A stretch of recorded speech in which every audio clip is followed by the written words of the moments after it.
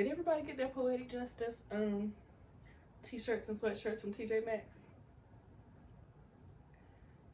Okay, part two. Let's talk about me not having any lovers and that being the most exciting time in my life.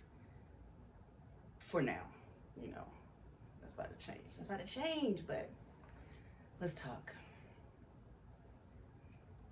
So, I became active at 14, and I have been abstaining. There was that one time in 2023 that might meet the legal definition of SA. So we're gonna say I've been abstaining since 2022. Because charges might be coming.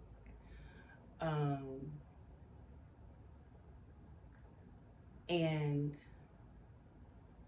I'm gonna start with, oh shoot, I have notes, wait, I have notes. I'm gonna start with 14 and why, or part of why.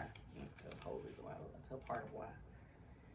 And go through the various ways that my conversations with God over the past 3 years have shown me areas where I've been a liar in my love life.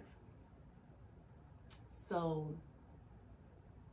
part of the reason why I started so early was because I was already being slut shamed as a virgin. It's a common experience for pretty girls. It's a common experience for curvy girls. It's a common experience for new girls, like the new girl in school who doesn't know who's talking to who or who used to talk to who.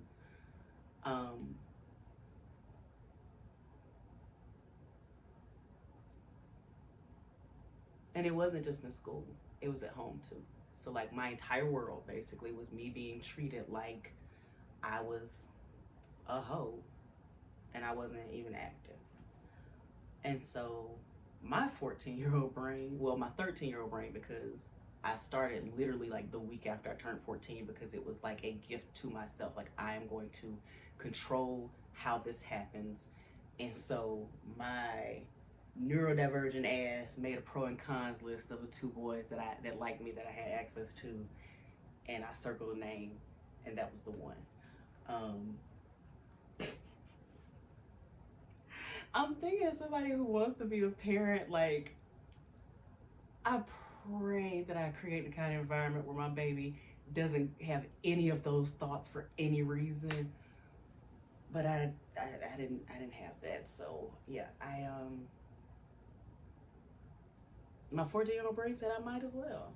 If I'm gonna be treated like this anyway, then I might as well. And so at school, before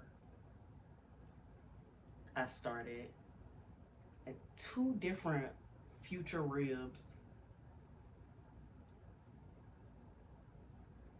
got mad at me because the boys that they liked or were talking to or were dating or had dated liked the new girl. I was new to school, and at that point I had not ever gone to my home school, so I was always like bussed, into whatever environment. So like these were people that had all grown up together. You know what I'm saying? They had gone to the same elementary school, middle school. They had known each other, had grown up together, and I was very new. I was a brand new species basically. And then I was I was segregated off to the most advanced classes, the magnet classes or whatever. And so I wasn't even in regular ed. So like I was like a mystery basically. And so 2 different boys liked me, and both of the girls that they had whatever connections to wanted to fight me. Plus I was being slut shamed at home. And so when I started, the boy I chose was temporarily living in our neighborhood, right? Like his mama had sent him to live with his daddy and stepmom. And so I got lucky in that he wanted far better for me and our connection than I did. Like I snuck him into the laundry room basically, threw her in the garage. And he was like, no, not like this. so, and so eventually I was able to like sneak him upstairs. Um, and so, you know, that went on for a couple of months. And so like the second time that we got together, he was like, I'm not doing this again unless you're my girlfriend. Which created a third random girl that wanted to fight me because he was in 10th grade, I was in 8th grade. And so some high school girl also wanted to fight me when I was 8. So 3 different girls wanted to fight me over boys. And that's how I learned that ribs want to fight for chicken cutlets instead of blaming the chicken cutlet for finding someone else, right? I say that to say that I have never, like in my entire life, had a natural association between sex and love. Like that's just not how my brain works. And so the experience ended up being way more romantic and tragic than I naturally could have planned for, just because he was normal, you know, he was normal. So he would like play me songs like our song was 85 by Youngbloods. I know you waiting for daddy, it will be long shot every picture cause I'm coming to you. Okay. So like our song was 85 by Youngbloods, and the way that we got caught was he had actually like written me, he would like write me letters or write me rap songs. I've always, other than a few exceptions, I've primarily dated dudes who love music, who rapped and write me songs or dedicate songs to me. And so we got caught because he had sent a note to me via his younger brother, who's like a year behind me. So yeah, his brother was like in 7th grade, I was in 8th grade. So he sent a letter, and his brother forgot to give it to me or didn't see me or whatever. And the stepmom found it and like called mom, and it was like a whole thing. It was like, so basically the slut shaming got way worse, like got way worse for like the rest of the time that I was in the household. So that was the beginning. The beginning was me, right? Like it was very me, very cinematic, very me. But because I didn't have that natural association, one of the things that I, you know, went into therapy knowing about myself was the same way I didn't really feel connected to friends, I didn't really feel attached to previous partners either. Like to the point where not only could I not remember most of them, because I have no idea, like I know that I have my 10,000 hours, I have no idea, I couldn't pick most of the people out of a lineup, haven't kept up with them, didn't keep up with them oftentimes after the 1 to 7 hookups. Like I don't have, whatever that thing is that y'all normal people have that makes y'all like attach yourselves to people that you slept with. I don't have that. Like, and I wasn't concerned about that part. I wasn't concerned about like not really remembering. I was concerned about the fact that I had to acknowledge that like I didn't really view a lot of them as people. That I didn't view a lot of people as people. I viewed them as like NPCs, as robots, as, you know. And in the case of, you know, a lot of these men and women, boys and girls, whatever, it was almost like they were tools, right? Like they were like the same way that people describe men who are hoes as like being dehumanizing, you know, not viewing women as people and using them just to get off. That was me. Like listen, I'm not just highly emotionally sensitive. I'm not just highly spiritually sensitive. I am highly physically sensitive. And so I'm going to get the job done for me, regardless of whether or not you're equipped. I'm gonna get it done. I'm gonna get it done. I'm highly stimulable, if that's a word. I'm easily stimulated. Um, so I'm gonna get it done. And so because I'm gonna get it done regardless, and I don't associate like emotional feelings with the act of connecting, they were tools. You know what I'm saying? Like a lot of people are like tools to me. Um, and so that was the part that like I needed to like talk through in therapy and then, talk to God about. And like over time, it didn't change much. Like I could sleep with somebody and develop feelings. Most times if I developed feelings for somebody first, like liked them before I slept with them, the sex was terrible. I don't know why that is. I can't account for it. But a lot of times when I like develop feelings for somebody first, like really like them, we're vibing, we're getting to know each other, and then we sleep together, it'd be a major disappointment. But if we just like hooked up, like if I just like trusted my instincts, like yes, that one, then it'd be great. And then they may or may not have like a personality that I get along. Matter of fact, like one of my best previous partners in college was somebody that I could not stand, like as a person. Like he was like the meanest person, but we had a great time together. You know what I'm saying? Like so.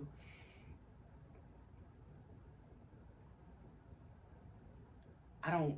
I don't know what it's like, right? I don't know what it's like for y'all. I hear what it's like for y'all. I understand on an intellectual level, but I don't understand. I don't feel it. I don't know what it feels like for you all.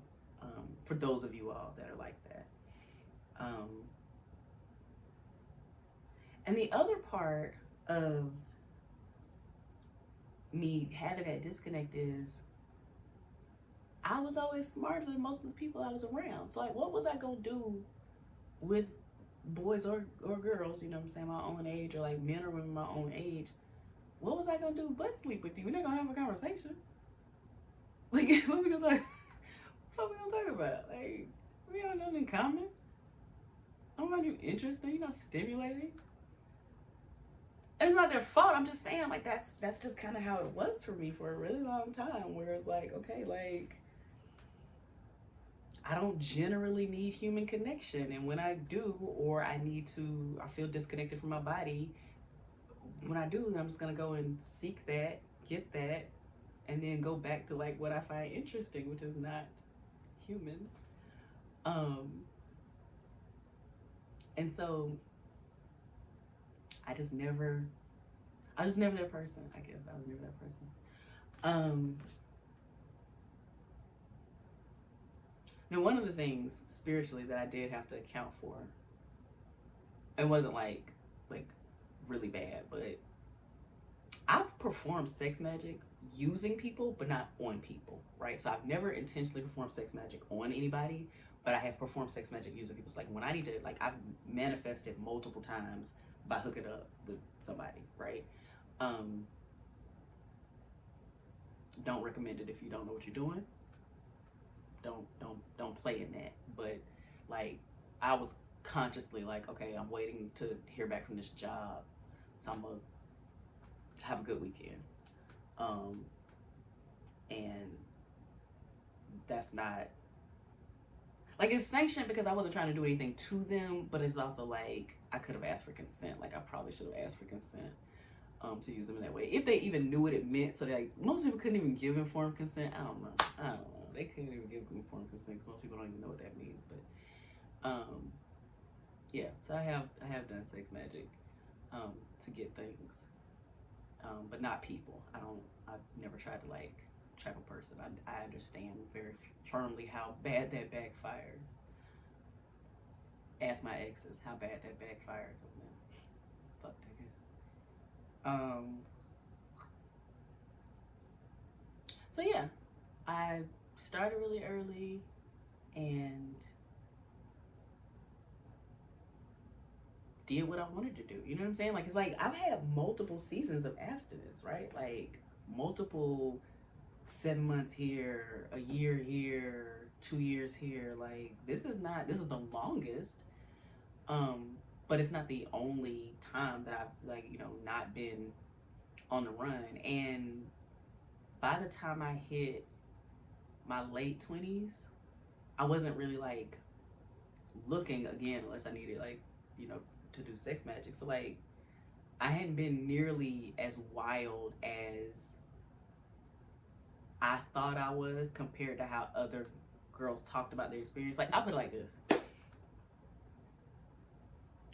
I was raised on rap music and 90s R&B. So, dreams of living like a rapper do. Back when condom rappers wasn't cool. Like, you know what I'm saying? Like, it was like,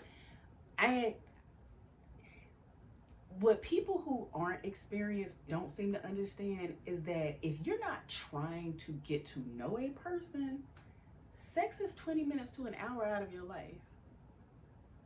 Like it don't take much. When you're attractive, male or female, it don't take much to like hook up. You know what I'm saying? Like it doesn't. Hey, well, it doesn't take much to get the job done. You know, like it doesn't take a whole lot to go get that. Sorry.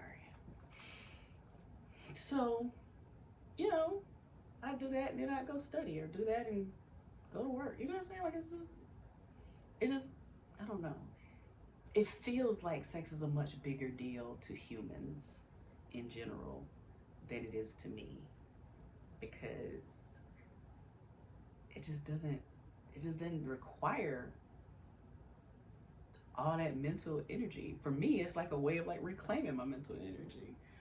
And so that's why, like, when I've referenced, you know, like having a history of hypersexuality and not being ashamed of it, that's partially why, because like, I don't know what y'all be going through with it, but like,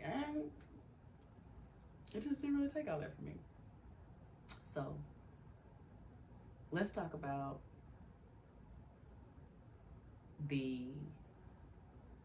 it's the biggest. I'm gonna give some unpopular opinions for this section. I have been on all sides of cheating, right? I have cheated on somebody, I have been cheated on, I have knowingly and unknowingly been the other woman. And I want to talk about it. So let's talk about the first time I was unknowingly the other woman, right? My freshman year in college, one of the people I was hooking up with, because I was not exclusive, one of the people I was hooking up with was like 25, you know what I'm saying? Like he had been past graduated, he worked, whatever. And because of the way my courses were, I could have my car on campus the second semester of freshman year. And so he ended things abruptly with us. And by ended things, I mean like I was seeing other people. I thought he was seeing other people, but he felt the need to hit me up and be like, I can't see you anymore. And I was like, okay, cool. You know what I'm saying? Good luck with whatever you got going on. It's cool. And then like a week later, he hit me up again and he was like, yeah, my bad. I was just tripping, blah, blah, blah. Like I had a lot on my mind. And, you know, but I want to see you. Me, easy breezy 19.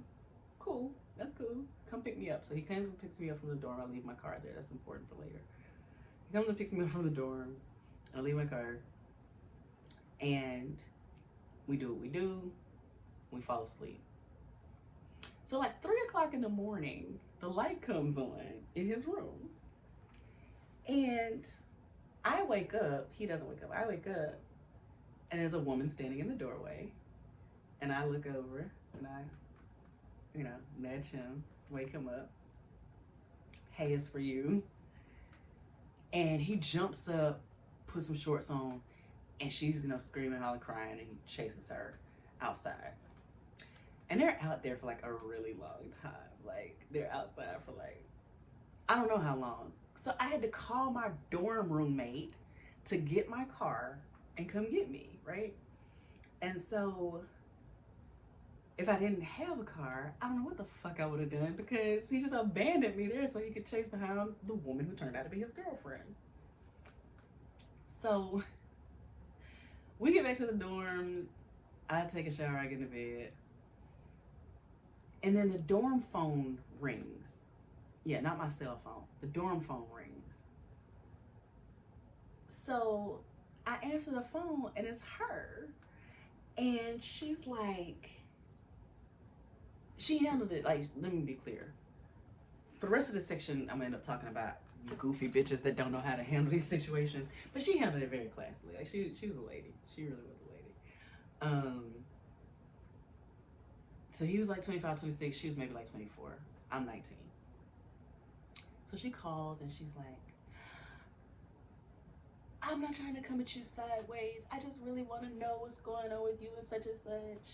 And how long has it been going on? And so, like, this is when I established the rule that if your person ever contacts me, whether I know about them or not, I am going to sell you out. I'm going to tell it all. I'm going to sell you out because you need to have your shit together. Because I'm never going to be the person that's going to come up, later. I'm never going to be the person that is intentionally trying to mess up what you got going on.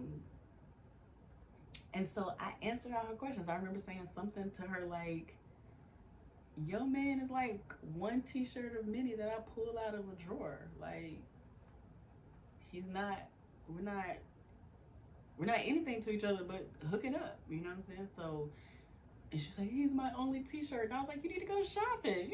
Like, you need to go shopping, sis. Like, what are you doing? But she was very distraught, but she did handle it like a G. But what it taught me about you real bitches is, while I'm not anti-monogamy, like I don't know if I'm monogamous or not because I'm single right now, right? So I don't know. I know that I typically don't have the energy to do much beyond monogamy, but what it taught me is that, okay, so here's what she explained to me, right? This was the lesson. The reason why he had cut me off that first time was because she had gone through his phone.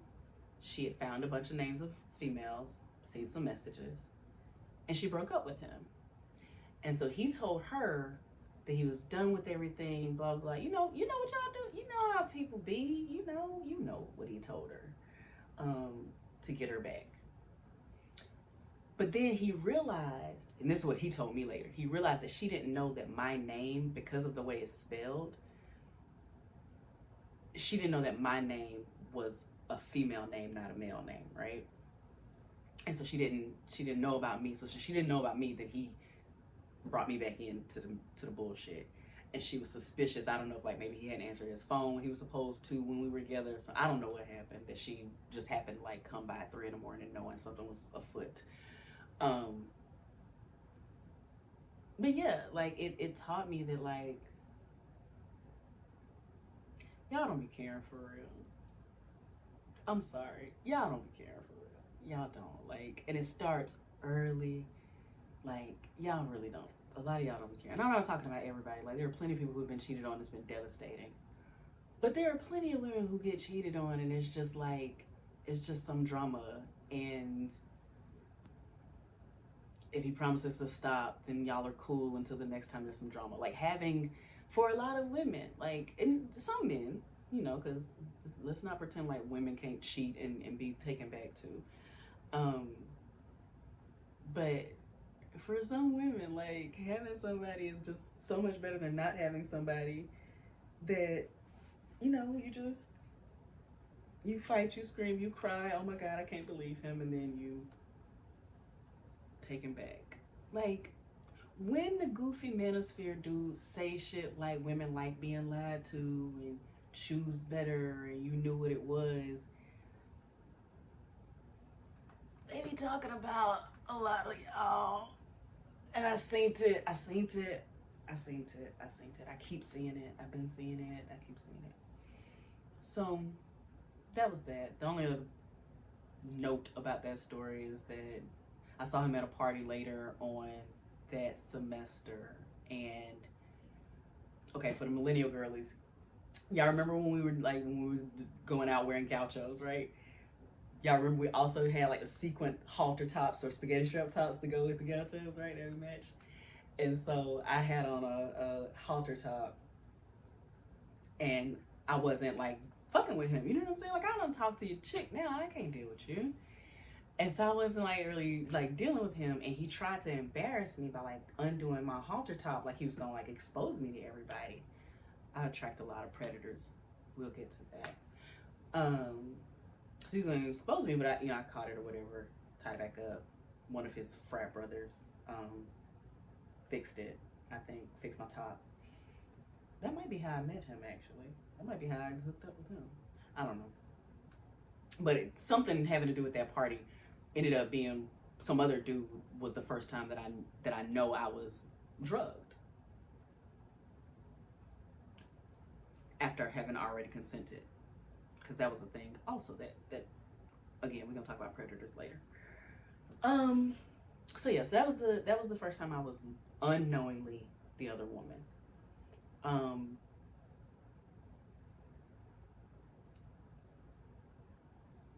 Don't want to talk about getting cheated.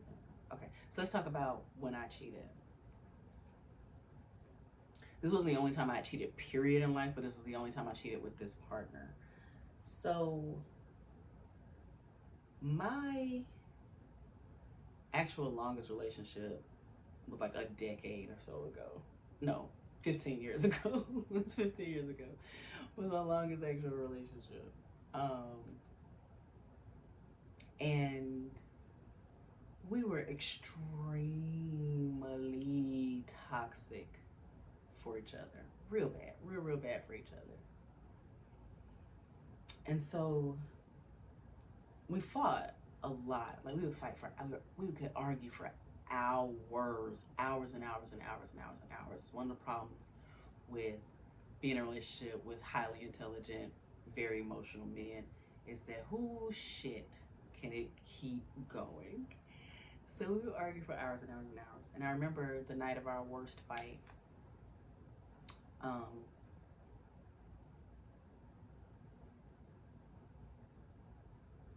I remember what it feels like with my head, the back of my head, slammed against the wall. And I still have a scar in the middle of my chest from being pushed back. I remember being pinned down to the couch when he accidentally called his mom. I remember the cops coming. I remember the cop finding my investment banking internship badge and my student government Secretary of Economic Development badge and all of my A's on my essays, and being like, baby, what are you doing? Like, this white cop was like, baby, what are you doing? Because my boyfriend at the time had a really long record, but it was white collar, so like, it was kind of one of those like throw the book at you kind of situations, right? And so he had a really long record and I didn't have a record, which is not to say that I hadn't been previously arrested. I had 2 arrests. This was one. I had 2 arrests with this partner,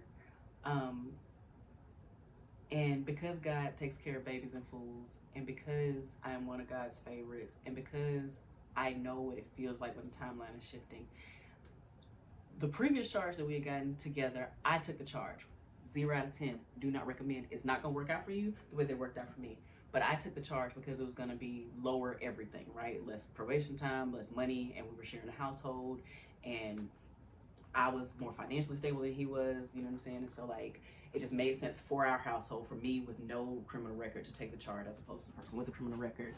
And it just worked out that after I had paid off probation, first of all, they made my probation where all I had to do was call in. I didn't have to like piss test or anything like that, because possession. I didn't have to piss test. I didn't have to see them. I just had to call in and tell them like, oh yeah, I'm working. Oh yeah, I'm looking for a job, whatever. And so something happened within like 3 or so months of me paying it off. Apparently they did a full system reset and removed all their previous records. So I had no record when we got this second arrest, right? And so I remember changing clothes so the police wouldn't see, that I had like a wound or anything on me. So I changed clothes so that he wouldn't get in more trouble. And And the cop was just like, oh my God, why are you in this relationship? And I was like, I don't know, I love him. And so even with that, that was another timeline shift, right? Where with that situation, we went to see a lawyer, and the lawyer was like, okay, I need to separate you all's cases because you have two different, you have two different charges, but you also have two different backgrounds. So I'm gonna separate you all's cases. And so the lawyer hits me up, and he's like, it's gonna be $1,000 and 30 hours of community service. And I was like, and it was gonna be a diversion program, right? So it was like $1,000, 30 hours of community service, and you won't have a record. And I was like, whew, thank you, God, texted me. Thank you, thank you, thank you. Then he calls me back, and he's like, okay, so it's gonna be $500 and 15 hours of community service. And I was like, oh my God, you're so good to me, you're so good to me, thank you, thank you, thank you. Then he hits me back, and he's like, yeah, for $500, what I got you into was an anger management class, and you don't have to do any community service. I'm one of God's favorites, y'all. Like, I be fucking up. I fuck up. I'm telling you, I fuck up. I'm telling you, I know what it's like to fuck up. I be fucking up. But I am proof that God still loves you, even when you be doing the most reckless stuff ever, right? And so all I had to do was pay him his $500 for his work, and included in that, I think I don't even think I had to pay separate for the anger management class. And even once I went to the anger management class, I got sent home early because most of those people were there for, because like it was like a DV anger management class, but they were there for like abusing their kids and stuff, you know what I'm saying? And so like, I got sent home early with my certificate, So like, very covered, very protected, very blessed despite my own foolishness.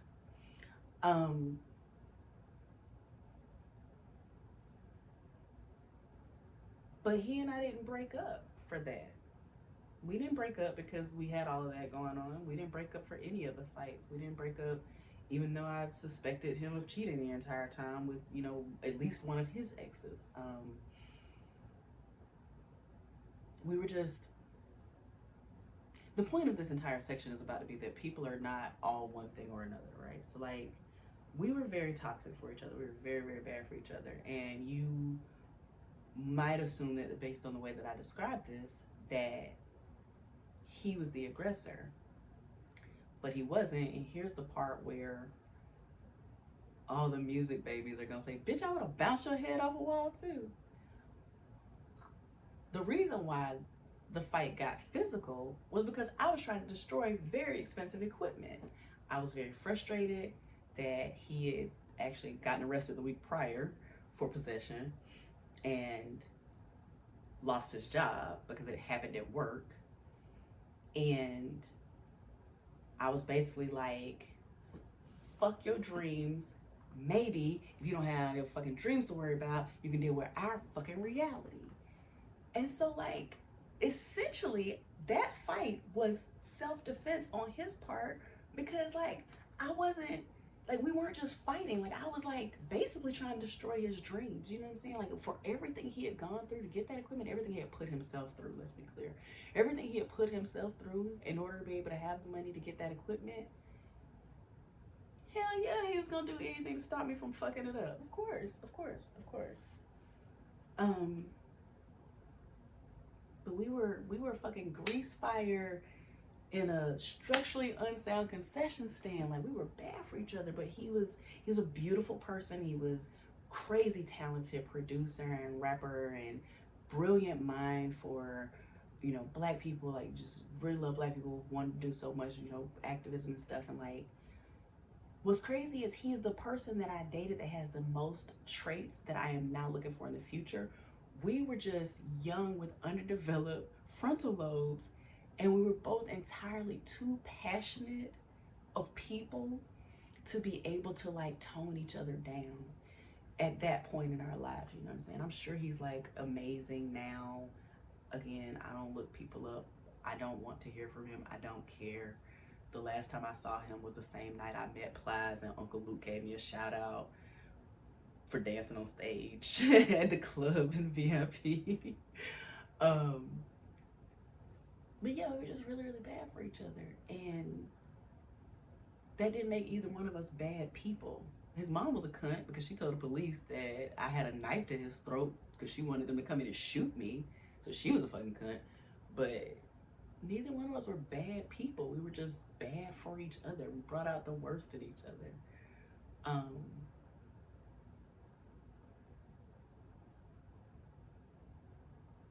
And so that was the status of our relationship when he moved. Like, you know, we moved separately. Like a few months after that, we were living separately. And I had a health scare. And him being the, you know, less emotionally strong one of the two of us he was very, very scared for me, very distraught. And it would have been sweet, but for the fact that, like, he needed my emotional support during my crisis. And so I got blackout drunk with a coworker, and as far as I know, I cheated. Like, I don't remember the actual act. I just know what my intentions were. My intentions were to get blackout drunk with a coworker and hook up. So, coworker confirmed that's what we did. Cool. That finally broke us up. For as toxic as the relationship had been the entire time. I mean, like, let's be clear. Like, sex was amazing. It would have to be with people who fight that much. Conversations were amazing. Like he was great. You know what I'm saying? He was a great person. I was a great person. We were terrible for each other, especially at that point in time. But I didn't have the communication skills to say, hey, or the emotional maturity, right? To say, like, hey, this is bad for us both. We shouldn't do this. You know what I'm saying? Like, we shouldn't do this to each other. We shouldn't do this to ourselves. And so I chose the route that I figured would get me out without any, like, I wanted to be able to end the relationship in such a way that he felt like he would never want to talk to me again. That's kind of manipulative when you think about it. That's kind of what a lot of niggas do. But yeah, I wanted it to end in such a way that he would never want to talk to me again. Which didn't actually happen. Like, as it turns out, like, he wanted to argue for like 3 additional months, and then, you know. But that was the last time I cheated on anybody. Now, there are 2 reasons why I haven't cheated on anybody since then. One is because I just don't have the bandwidth to sleep with more than one person if I'm sleeping with somebody exclusively. But the other was that I hadn't really been in a real relationship since then. Like, I haven't really committed to anybody. And so the next section, not next section, but the next part of this section is the type of people that I had been dealing with. So there are 2 types of people I've dealt with since that relationship. The first type is me knowingly being the other woman. So, like I said, after that experience at 19, I was like, y'all don't be caring for real. Y'all don't take shit serious. And if your chick ever contacts me, I'm selling you out. So that's how I approached knowingly being the other woman, right? Like, if you hold your shit down, if you man enough to maintain this and that, I'll never be the problem. I will never be the reason. Please go home, especially if you feel like you want to be on some bullshit, you want to argue. Please take that shit to the main. That's not what we're here for. But I will never be the reason why your shit is fucked up at home. Like, I'll play my position easy. Because again, like, I don't really do attachments like that as it is. You know what I'm saying? So, like, yeah, I'm gonna borrow you for 3 months. You know, like, I'm gonna borrow you for 3 months off and on, and send you on your way when I'm bored. Now, one thing I didn't do, because it wasn't just like a one-time thing. Like, there are a few different situations. I thought that I could just send them home. That's not true. Apparently, a lot of you all are in relationships with men who will stalk the other woman, which is wild work, like, wild.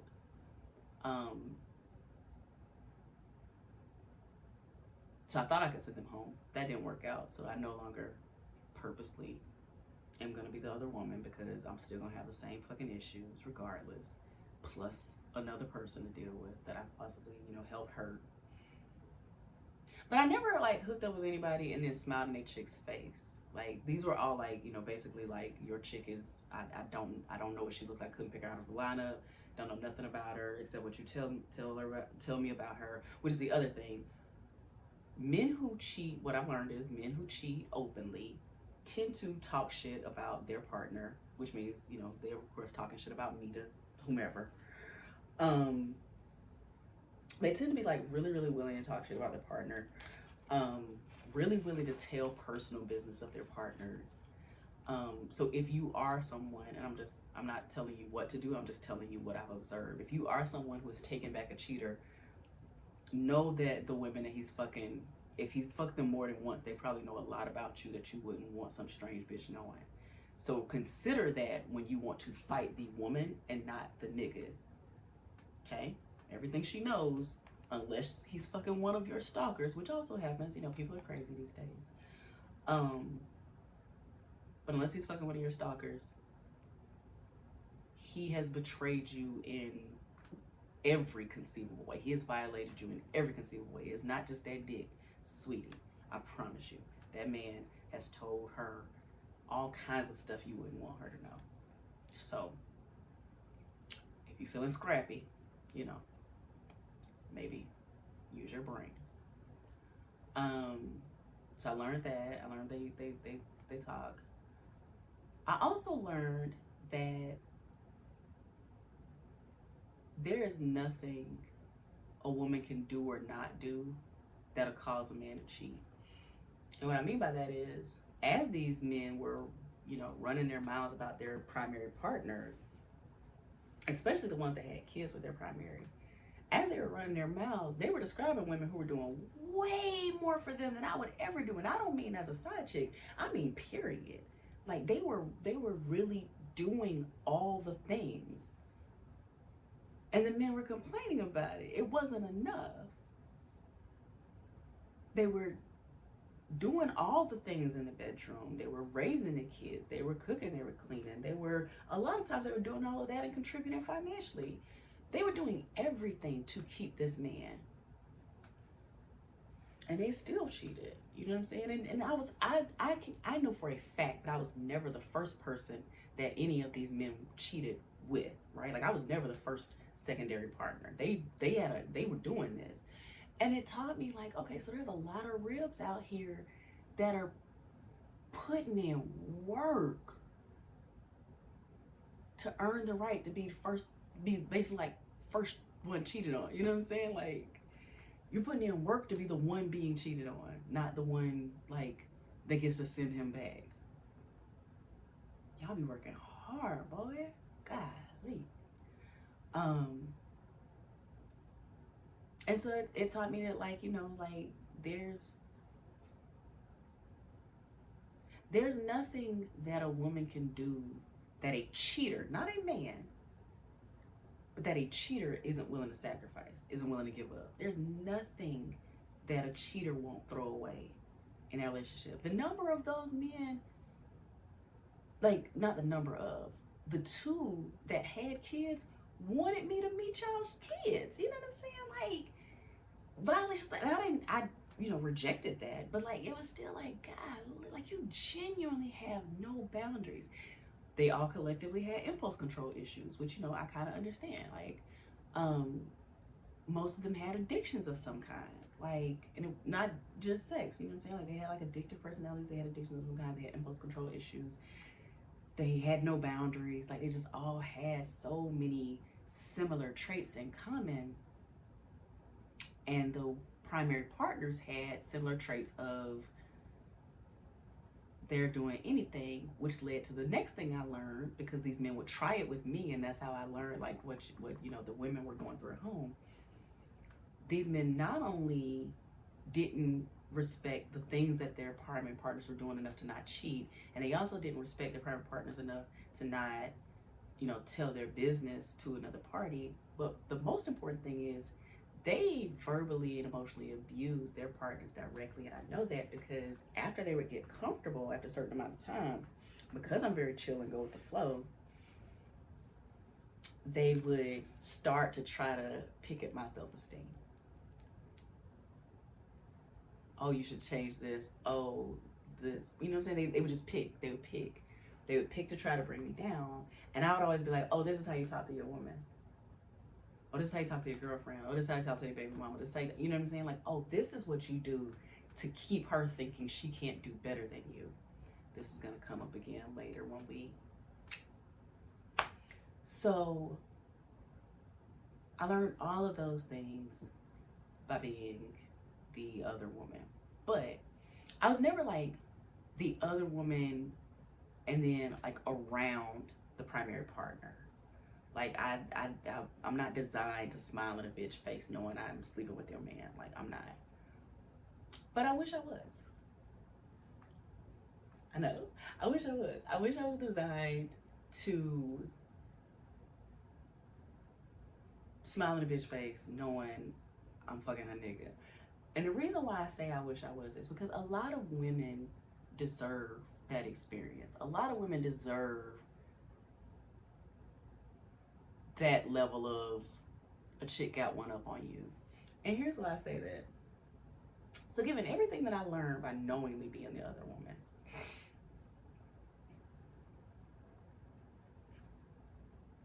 when I wasn't checking for bitches men, college, shit, high school, middle school, high school, college, and then throughout my work career, when I wasn't checking, bitches still had something to say. Like, ribs still had something to say. Like, and so a few things I learned about rib psychology upon observation is the same way I learned that women can do the most and still get cheated on. A lot of ribs are in relationships knowing that they chose a man who, no matter what they do, if he has the opportunity to, he will throw it all away. That's fascinating. That's fascinating, sis. You know, you might never admit it. You might talk all the shit about you got a man and these bitches single, they can't keep no man. You can talk all that goddamn shit. But what you know is, if he could, he would. If he can, he will. You know that. And you know that so thoroughly that you have to block him out of your mind altogether. His autonomy, his agency, the fact that he's a human being and not a fucking dog, not a pet that will go wherever food is, right? You have to block him completely out of your mind and focus all your energy on the bad bitch you worried about losing him to, or the bad bitch you worried about showing him some attention. You gotta focus all your energy and effort there, because you know that you chose somebody you'll never be or do enough for. And that's fascinating. That's fascinating. Other thing I've noticed is ribs actually, some of them, obviously not all, but ribs actually psychologically want to believe that they are in competition with the single women in their environment, or even the non-single women, for the craziest ones. But they want to believe, like, they see a pretty bitch, right? They see a pretty single bitch, and on tier one, they want to judge the pretty single bitch for being single, right? Oh, I got a man, so I must be better than her. Or, you know, maybe you're mediocre and you're easier to please. Let's not go there, right? So tier one is, she got a man, so I'm better than her. But tier two is, I bet she wants what I have. I bet she wants my man. I bet she's jealous of our relationship, because she really, you know, again, because it's not like her relationship is fulfilling. There's nothing she could do to actually keep him. So, you know, he chooses to stay because he chooses to stay, right? So there's nothing going on there. There's not enough stimulation, right, there. And so she creates a whole world in her head. Now, again, I've had this happen to me multiple times. She creates a whole world in her head where the woman that she is envious of, being beautiful and single, but judging, because, you know, people don't know how to admit that they're jealous or envious. So they turn into judgment instead. She genuinely wants to believe, like, if we were both single, he would still choose me. She's my competition for the man that I'm married and building a life with. She's my competition. If I was single, and so you can't trust her around your man. You shouldn't have her around your man. You gotta watch her. Bitch, you watching her. That's all you saying is I'm watching her, I'm watching her, I'm obsessed with her, I'm watching her. I keep my eyes on her because she's so pretty and I wish I could be her when I grow up, but I'm watching her, I'm watching her. You gotta watch her. Bitch. Long story short, a lot of y'all pick me ribs are lame hoes. Which is why you were able to find someone, because they knew you were a lame asshole. They knew you were a lame asshole that would stay if they cheated. They knew you were a lame asshole that would always be insecure about other women, so you would do whatever to keep them. They knew you were a lame asshole that would be constantly worried about losing them, regardless of whether or not they were of quality. Because I'm not saying these men are not of quality. I'm not saying anything about them at all. I'm not talking about them. I'm saying what I've learned being around a bunch of loser ass married bitches is that a lot of them really wish that they could be in competition with single women, not just for their man, but just for men in general. But because they have a man, and that's like the foundation upon which their entire personality is built upon, they really want, like, they put themselves mentally in competition. And so that's why you will find so many women who are so focused. And so that's why I say I wish I was the kind of bitch that would smile on your face, because you are putting so much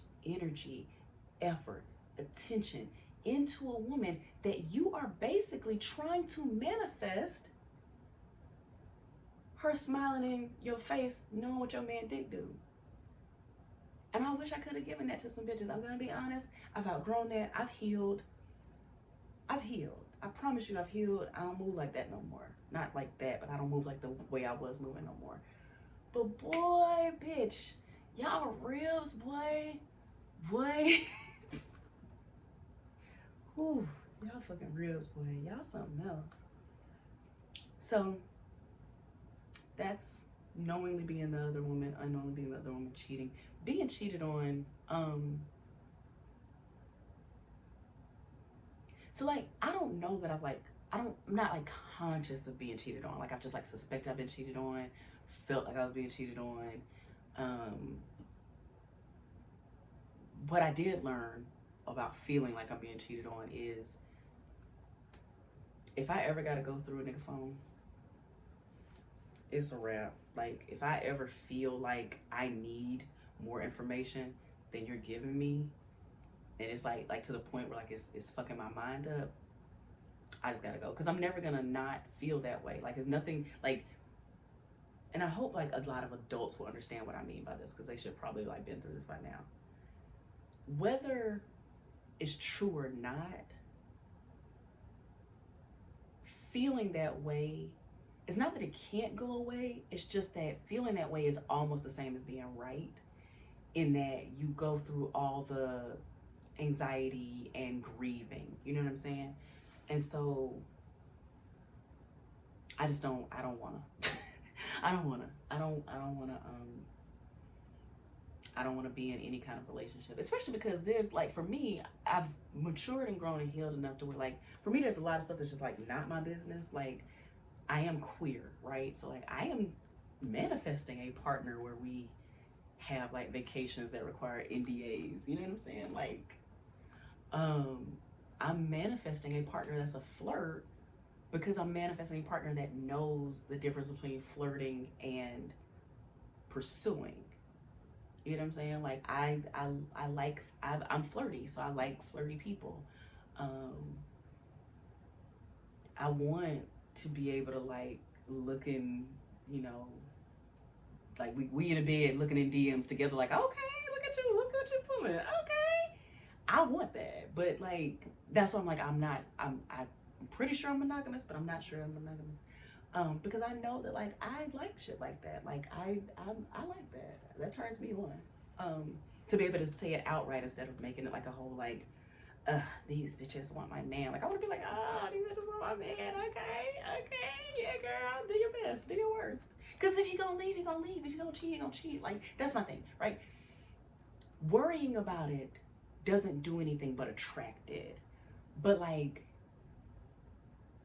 also, I don't want a man that nobody wants. Like, I don't want a nigga that like couldn't pull, you know?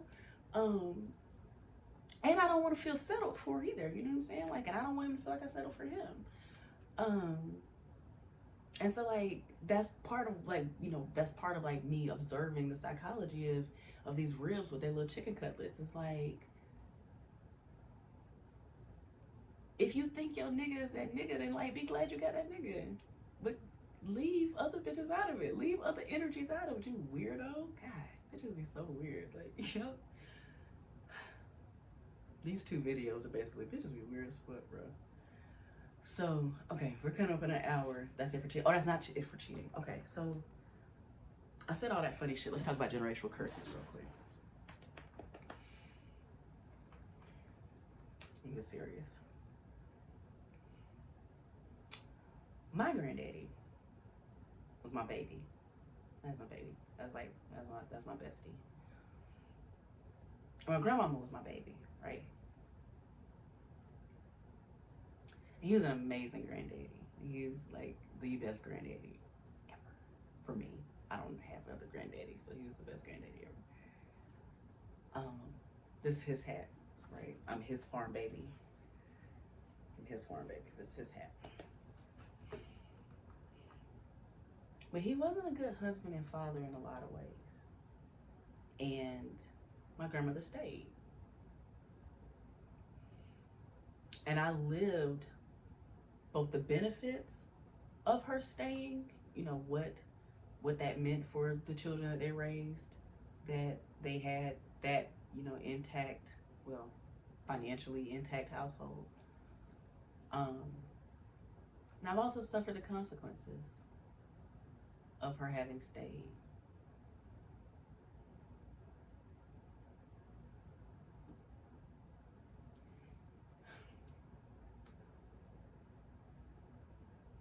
I've suffered the consequences of her having stayed. What it did to, like, what those people became. But in her staying, for me, just for me, not talking about anybody else in my family, right? Just for me. For me, because she stayed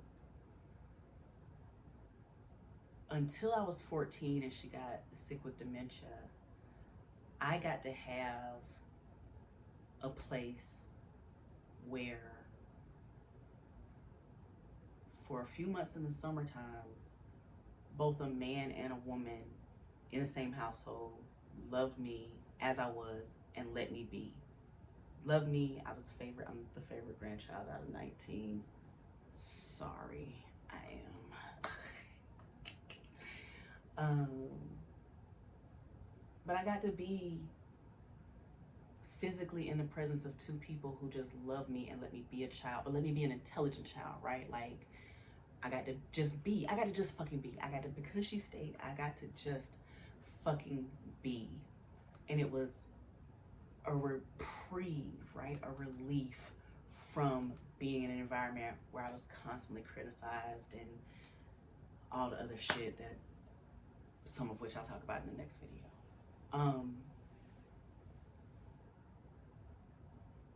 So I'm cracking on ribs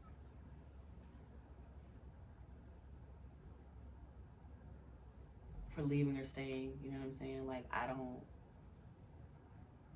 really have an opinion about whether or not you should leave or you should stay, right? Like, you know, like the only way I would air out a dude cheating, right, that, you know, I wasn't involved with, the only way I would air out a dude cheating is like if he was like threatening violence or like stalking and harassing his other partners, right? But it would have to be like that extreme of a case for me to even consider airing out a dude, because like people stay for all kinds of reasons, you know? Like I know of like people talk so heavy on the internet about leaving and cheating, but it's like a lot of people don't know that they mama got their daddy dirty or vice versa. You know what I'm saying? Like you don't know that your mama was a side bitch, you know? Or your daddy was, you know, dirty macking, you know, to get your mom. Like, you don't know that you only exist because your granny stayed, you know? And so, like, again, when the goofy ass manosphere niggas say shit like, what granny used to do and women be like, we not there anymore. That's actually not true. There are plenty of people making those same decisions every day.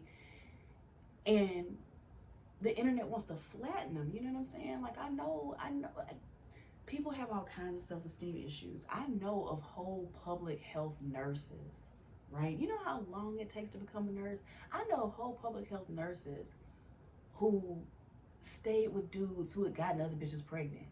You know what I'm saying? Like, the nigga's creating patients. You know what I'm saying? He's creating patients out here in your community, and they stayed. Like, it's basically like if a hairdresser was like, I love my nigga because he keeps sending me new clients. You know what I'm saying? Like, people have all kind of shit going on with them psychologically that causes them to stay versus go. And I just feel like because the internet is so loud and it seeps into like people's real lives, there's not enough consideration for all the reasons someone might stay or leave, right? Like, I'm not advocating for staying, I'm not advocating for leaving. I'm saying that actions have consequences either way, and you technically only get to make that choice once, especially if there are kids involved. And so, like, you have to determine for yourself what you can live with, knowing that at the point where that kind of betrayal or violation or whatever has happened, everybody need therapy anyway. You know what I'm saying? So, like, I've never seen a relationship that I respected or wanted, like, not in real life. I've seen, you know, some on the internet, but I've never seen a relationship in real life that I've respected or wanted. But I have seen a lot of relationships where it's like, yeah, I get why you would try again. I get why you wouldn't want to throw away this whole investment, especially in instances where the man was not a serial cheater. You know what I'm saying? Where there was, like, you know, some emotional disconnect or whatever, right? But not like, this is just what I do for, you know, a hobby. This is my only pastime is cheating, right?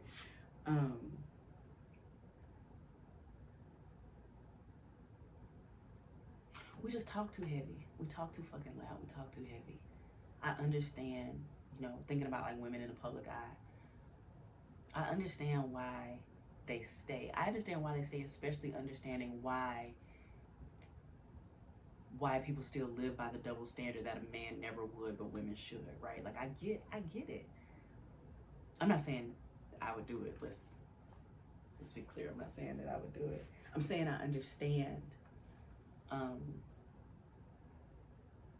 I especially understand because I understand that, like, secretly for some women, and they can't admit this out loud, so they end up like stolen valoring, being cheated on. But for some women, like, the same way sex was not really correlated with love for me, for some women, the sex and him sharing the sex is not the bulk of their relationship in her mind, or not the most important part of their relationship in their mind. And I wish that we could, like, get mature enough as a society to, like, get to a point where, like, not necessarily this open marriage thing or open relationship thing, because, like, I don't know. Not that. That's not what I'm talking about. I'm talking about, I wish that women could, like, I wish that women could admit without being shamed. Like, if they so chose, right? Not be forced to, but if they so chose, they could admit without being shamed. Oh, I stayed with him because, like, yeah, he gave his dick away for 6 months. So a total of, you know, maybe 10 hours, right? 10, 15 hours out of the 6 months, he gave his dick away to somebody else. And then the bulk of the other rest of his life, we were doing life. You know what I'm saying? Like, so I stayed, you know, like, I just, we put, single women especially, talk so much shit about women staying. And it's like, baby, you don't know what you would do because you're not in that situation, first of all. But even if you did know what you would do because you've done it and that's why you're single or blah, blah, blah, like, shut up. Shit. Shut up. Shut the fuck up. Like, let's just do what she gotta do for her family, for her kids. Like, or bro, but, like, it's just, I understand it's different. Not understand that it's different because it's not actually different. Society's made it different, and because society's made it different, that makes it real, but it's not actually real. That's some fuck shit. Fuck y'all. but yeah, like I just think we talk so heavy. Like we talk so heavy about people giving up too easily, and we talk so heavy about people trying to make shit work, and it's just like nobody's living your life with you. Nobody's in this with you. Nobody's doing this but you. And if it's something that you get past, great. If it's something you don't get past and you leave, great. Like, just make decisions you can live with, I guess is my point. Make decisions you can fucking live with. Because it's hard, right? Like, it's hard out here. I know of so many women whose man had a wandering eye, but sis was determined not to be by herself. Like, them thoughts, she couldn't think no thoughts, bro. She couldn't be by herself. She couldn't think no thoughts. Hell nah. She'd take anything, any fucking thing. Scrape it off the sidewalk if she had to. So yeah, you know, people do what they can. Do what they can, and it's just, I ain't gotta be in it. You know what I'm saying? If you ain't gotta be in it, like, shut up. That's up. Shut up. So I think that's the end of the cheating section. Is it? Let's see. Yes. Okay. So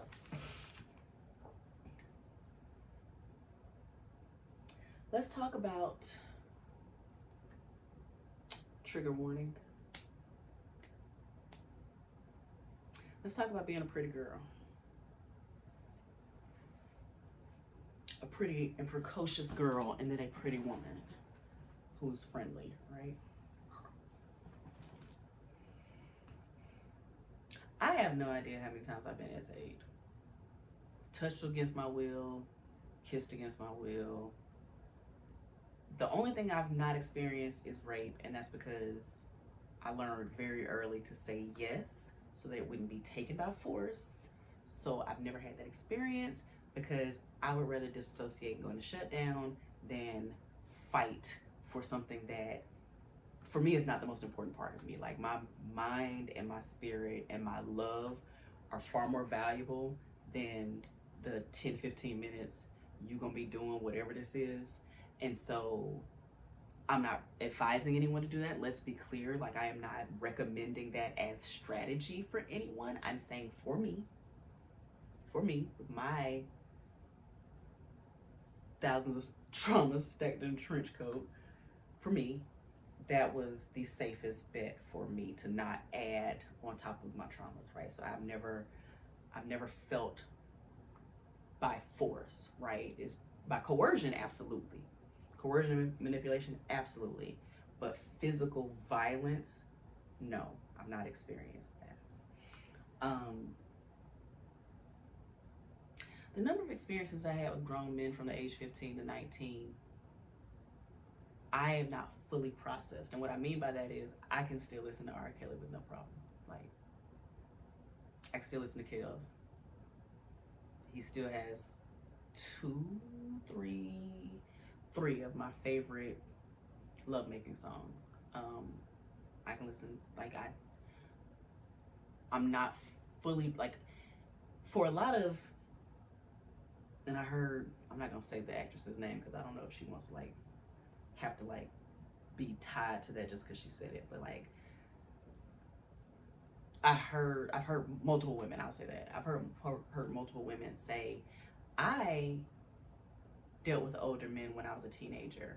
I would kill for my child, my niece, if they experienced that. I'm processed enough for that. Like, there should be a support group. We need a support group of, I don't feel traumatized, but I would kill if it happened to somebody I cared about, right? Like, I don't feel traumatized. I don't really, you know, that's not the worst thing that's happened to me. There are plenty of other things that were way worse than that experience, right? Or it helped me become experienced. But I would kill, right? You know, like, I wish we had a support group. I'm gonna have to figure that out because I don't know what that is. Well, let me take that back.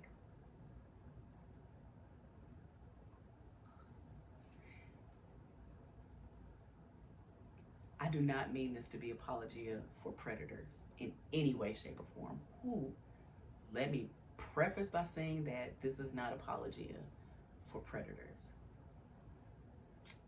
But teenagers as a concept were created in the 1950s via advertising, meaning the idea of there being a category between childhood, like, adolescence, and adulthood as a standalone group that, had specific interests and needs and requirements, that was a function of advertising.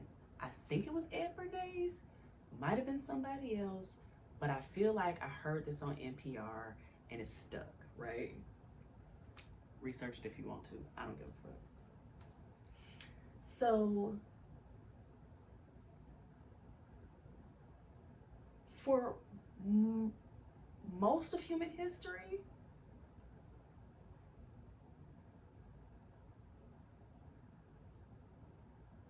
the age that was appropriate was lower. We have evolved into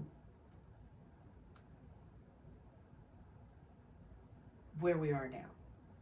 Evolved, meaning grown better, right? We are better now.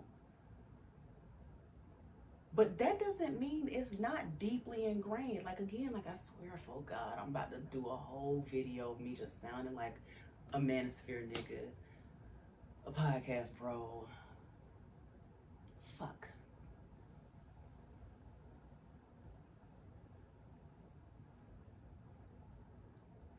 There are things that we saw that got slightly better when it was our turn to live them, that got slightly better when we were older than that, and got better and better, right? So, like, grown men weren't picking up high school girls from my high school, but let's say 10 years prior, that would have been common, right? And so I knew, because of, the way that my mind works, I knew as a teenager, these situations are inappropriate. Something is off about these men. Something's off about these men and women their own age. But also, I was finally able, in some instances, to, like, have a conversation with somebody I was sleeping with, right? Like,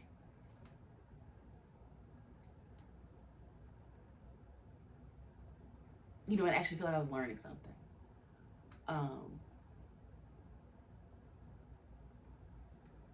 And my most peaceful interactions with men, meaning the least, like, amount of drama and fuck shit, have been with men that were older than me.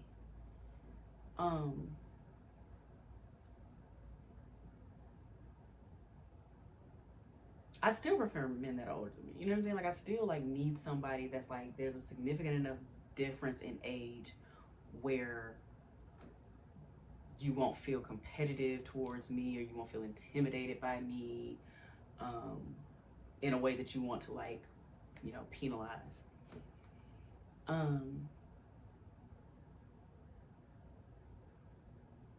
But yeah, I was the teen. I was the teen that was appealing to grown men. And I'm, very much of the generation where that made me fast as opposed to them predators, right? Like, I'm very much a part of that. And that's the other reason why, like, I'm not fully processed through it, because I know that, again, even then, I knew that it wasn't on me. And even, and knowing that, like, as an adult, that's not how I view any child. But I also remember thinking that it was me, right? Like, I remember, like, thinking, like, oh, like, something about me attracts grown men, right? Like, something about me, whether I felt pleasant about it or not, right? Like, whether or not I was, like, proud of myself, it was still just like, oh, there's something about me, right? I'm gonna try to figure out how to form a support group for us. Yeah.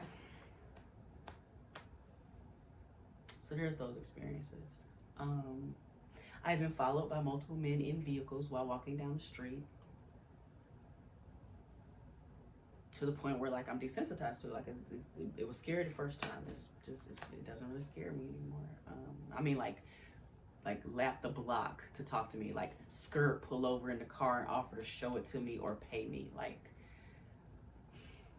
I've had multiple opportunities where I was fully covered. I have to say that because somehow in 2025, a lot of you motherfuckers are still fucking stupid. What was she wearing? What are you wearing? A lot of y'all are still fucking dumb.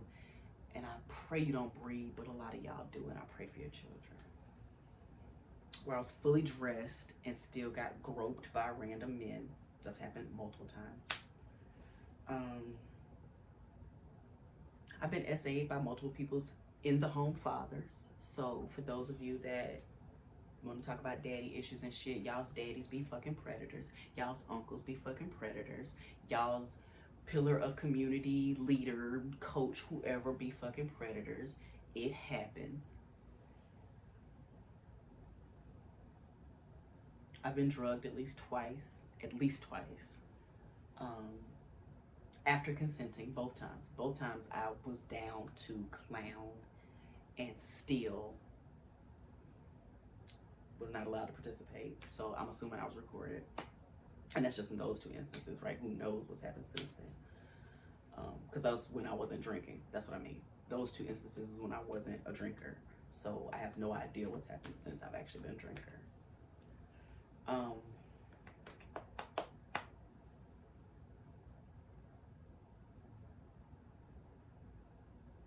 It's been a real, if I could just touch the hem of her garment type life.